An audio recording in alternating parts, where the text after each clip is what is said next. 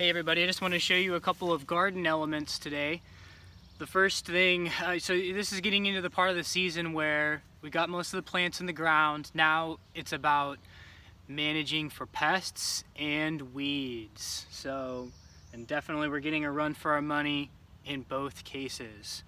And one issue we're having, especially for the cole crops, are getting a lot of pressure from flea beetles and some kind of little worm that I don't know what it's called, but you can see the effect of it here on the leaves. Now apparently the flea beetles are going to die down after a couple of weeks, and as the plant matures it won't be too big of a deal, but it does disrupt the growth of the plant, and it's actually gotten to the point where it's really killing the plants, some of them beyond repair. So I'm going to be using Pyganics, and I'm going to give these a little bit of a dousing, each one of them. And this stuff washes off really easily, so you have to pretty much do this, almost every day while you're doing the treatments. And you don't want to do too much, of course, but you got to give them just enough to knock out the beetles. And really, you want a sprayer. You want to spray them right on there. I don't have one. I'm just going to use this. This doesn't work nearly as well, but it'll suffice for now. Also notice on this bed, this is a weed suppression method where I transplanted into, and I put straw on top of the bed, and this should be pretty effective in suppressing weeds. You notice at Swango they use plastic mulch, and that's probably a little bit easier and less expensive than the hay mulch, but this is going to be organic. Now that I've set this down, I'm not going to be pulling it away. It's eventually just going to work itself into the soil.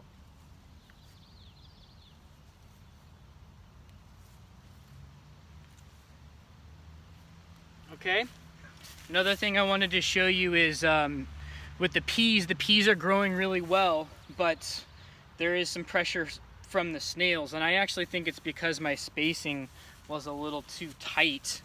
And I'm gonna move you around now so you can see. Yeah, this isn't good, but that's too tight of spacing. That is probably creating an environment where it's giving the snails an advantage. So I'm probably going to thin my plants today to take that advantage away. Sorry if it's a bit wobbly, but I'm going to bring you over here and I want to show you now what we have to do for weeding. And I'm going to do some weeding on my lettuce bed, which you really have to be, lettuce, you have to be precise with your weeding, because then when you go through and cut, you don't want to be cutting a bunch of weeds in there. And this tool I've been using pretty effectively to come through precisely on the beds and just cut the base off of most of the weeds. And it also is good for dandelions because you can dig down and actually get the root of the dandelion out.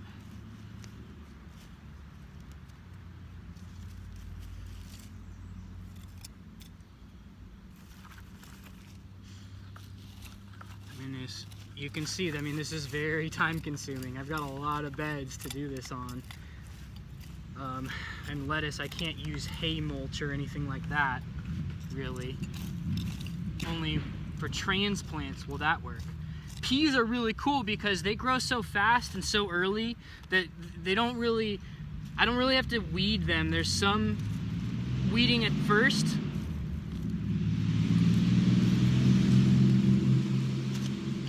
but then they just overgrow everything and outshine everybody else. So they're not really pressured that much.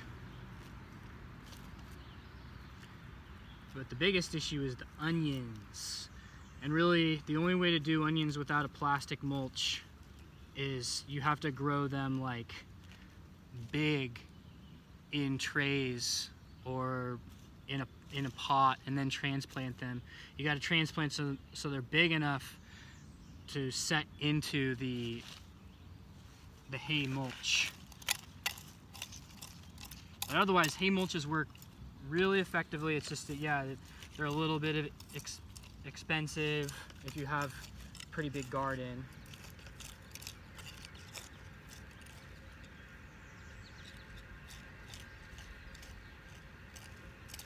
Oh, one more thing I wanted to show you. You probably noticed at on the other peas how they were topped off. Yeah, so this is deer munchies, and they did this all in one night, pretty much topped off all of the peas. They were looking really good. They'd probably be about here right now, but this is what you get, man. It's hard knocks out here in the garden. So all I can do is, well, you could put a fence up, but that's expensive and time consuming. The other thing is to just try to have a presence out here. And this is actually where this is why doggies are good garden companions. Okay. Oh, one more. Let's show you this too while I'm at it. I have a much better table set up this year. This is a very good washing station. It's just really, you just fasten on some sort of screen like this, and it's very nice for yeah, you can dunk the lettuce and then you put it out on here to dry, and you can put some like carrots or radishes and spray them off, spray the dirt off of them. And I guess lastly I could mention this, my irrigation. The conditions have been very good for what I'm trying to grow, the peas, the lettuce, and the radishes, because it's still not very hot yet. When it gets much above 80 for most of the day, or any part of the day, well, the peas will be fine once they get going, but lettuce starts to get a little more bitter, and the radishes go to seed much faster. So the conditions have been really good for what I've wanted to grow, and it's also made it so I don't have to irrigate too much, but I do try to water as the sun is setting and just make sure that they're nice and soaked through the night. And that's kind of been my watering strategy. I have the drip irrigation, but honestly I'm just not happy with the way it will work better in those beds with the hay, but if there's no mulch on top, it just dries out too quickly. It just hasn't been working that well for me.